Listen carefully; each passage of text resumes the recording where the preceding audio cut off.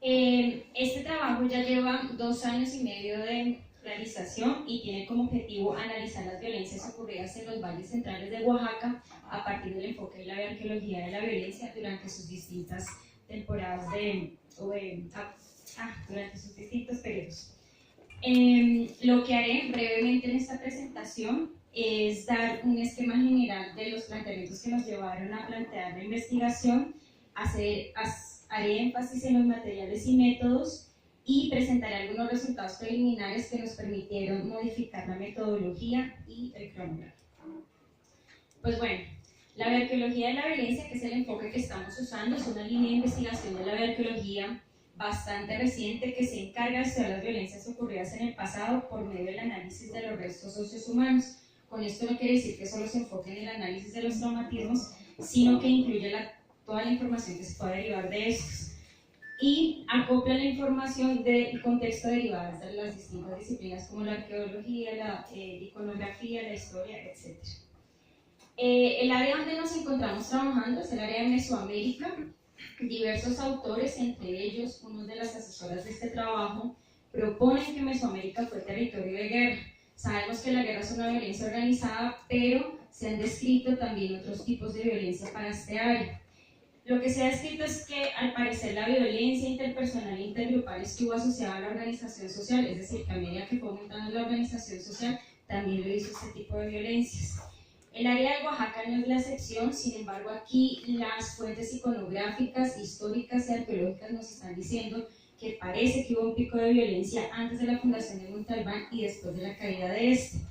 Por eso lo que nos interesa indagar es qué información podemos nosotros aportar a las hipótesis, digamos, ya propuestas en el área de arqueología e iconografía en relación a los restos óseos, cómo afectaron, si existieron, primero las distintas violencias a los diferentes segmentos de la población, cuál es la relación que existe entre el contexto y las violencias que podamos encontrar y cómo variaron estas a través del tiempo. Entonces para esto estamos trabajando con los materiales de los individuos que habitaron en Monte Albán. Estos individuos se excavaron en diferentes temporadas y más o menos contamos con alrededor de 390 individuos entre diferentes sexos y edad. Eso no quiere decir que la muestra de análisis sean 390, sino que una vez evaluado y analizado los esqueletos, vamos a retomar solo aquellos que tengan lesiones asociadas a violencia. En este mapa lo que podemos ver son las áreas donde se excavaron estos individuos en la temporada del 72-73, 92-94 y aquí a la izquierda en la temporada del 91. Todos estos individuos están cercanos, digamos, que al área monumental. En cuanto a los métodos, seguimos usando la propuesta de la doctora Debra Martín y colaboradores en el 2015.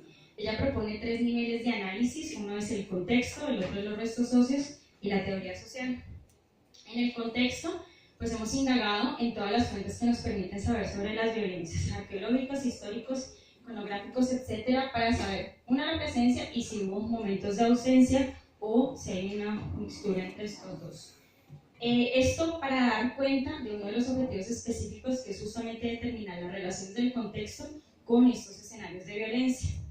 En cuanto a los restos óseos, pues estamos evaluando el perfil biológico básico y ahorita que estamos en trabajo de campo, estamos enfocándonos en el análisis de traumatismo y otros aspectos de salud que estén relacionados con la violencia.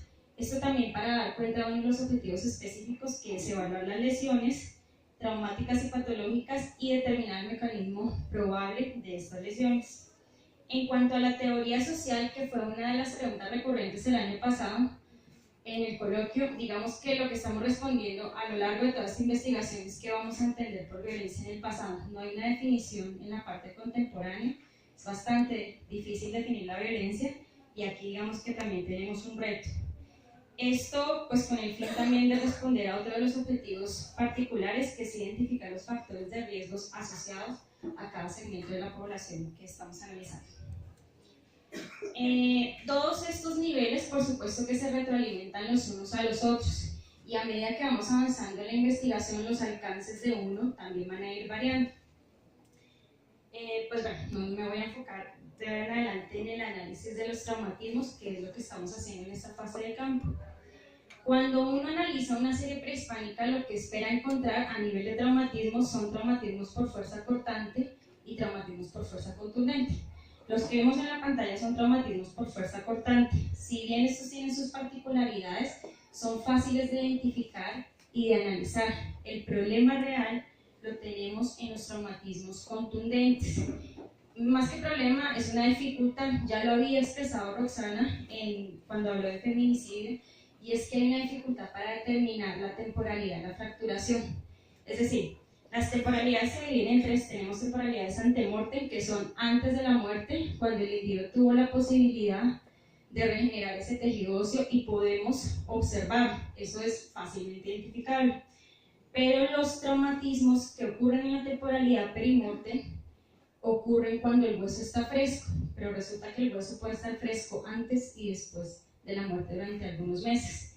Si ocurre antes, están asociados a un accidente o a violencia, pero si ocurren después, están asociados a un factor tafonómico. Y nuestra responsabilidad es evaluar aquellos que ocurrieron antes, es decir, que están asociados a la muerte. En cuanto al postmortem, pues ocurre ya cuando el hueso está seco. Estos tres traumas los podemos encontrar al mismo tiempo en un individuo. Entonces lo que necesitamos evaluar es la vitalidad del hueso para entender si esos traumatismos realmente están asociados a violencia. Y la causa de esto es que el intervalo postmortem es un intervalo de duración específica.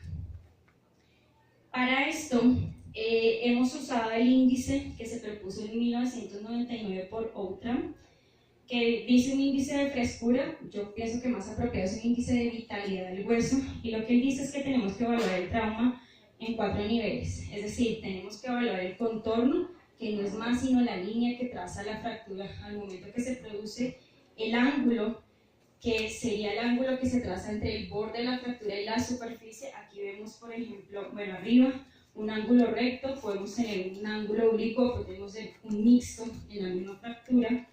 Evaluar la textura a nivel del margen del hueso, pero también a nivel de la superficie. Entonces podemos encontrar que tiene picos y valles, que puede tener porosidades y granulaciones, y también podemos encontrar distintas coloraciones, homogéneas y heterogéneas. Lo que nos está diciendo este índice es que se van a ubicar esas características de acuerdo a que si el hueso está seco o si el hueso está fresco. Aquí vemos, digamos, que son casi totalmente opuestas. Para esta presentación y para este primer análisis, evaluamos las fracturas de los individuos de la temporalidad del 72 y del 73. Allí encontramos 114 fracturas, 11 antemortem, que son las que están en la línea, en la flecha azul. La mayoría de estas se encontraban en las costillas.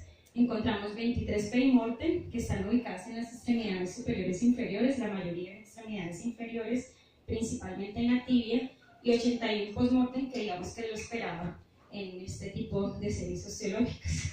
La mayoría también está ubicada en huesos de menor espesor, eso también es esperado, como el cúbito, el radio y la fíbula. Sin embargo, además de usar ya una metodología, digamos, apropiada para separar esta fracturación, queríamos mirar cuál era la relación entre esas variables. Para eso se realizó un análisis de correspondencias múltiples. La primera que nos dice este análisis es que estamos explicando el 90% de la variabilidad de esas características, y que esa variabilidad se está concentrando en 2 grupos que además están asociados a la temporalidad. En este grupo de acá, que se ve chiquitico, está el postmortem, y aquí está el perimortem. Si ustedes se dan cuenta, los punticos que están asociados al postmortem tienen menos distancia. Eso quiere decir que tienen más relación con esa temporalidad, mientras que los otros no. La razón de esta ya se las expliqué, pero lo puntualizo, y es que el intervalo perimortem se va a correr, es decir, nunca vamos a saber hasta qué momento el hueso se secó completamente y adquirió estas características de postmortem. Pero sí que estamos diciendo que estas características que estamos evaluando están asociadas al menos a ese rango. Lo más importante de este análisis, además de esto que nos está ubicando esas características en las 2 temporalidades, es que además las podemos jerarquizar, es decir, nos está diciendo que el ángulo y el contorno son clave para explicar la temporalidad de la fractura. Que hay otras características como la textura y los picos y valles que nos explican la fracturación, pero que no nos están explicando la temporalidad de la fractura. Y una característica muy importante que siempre se usa para distinguir entre estas dos temporalidades es el color. Pues el color nos está diciendo que no tiene nada que ver ni con la temporalidad de la fractura, ni mucho menos nos sirve para explicar la fracturación. De acuerdo a esto, pues lo que podemos concluir preliminarmente es que las fracturas en sus distintas temporalidades evidencian características distintivas, es decir, sí que podemos separar en esta muestra qué es postmortem y qué es premortem, siendo el contorno y el ángulo las variables que discriminan mejor la temporalidad. Huesos de menor espesor como radio, cúbito y fíbula tienen una mayor tendencia a fracturarse de manera postmortem.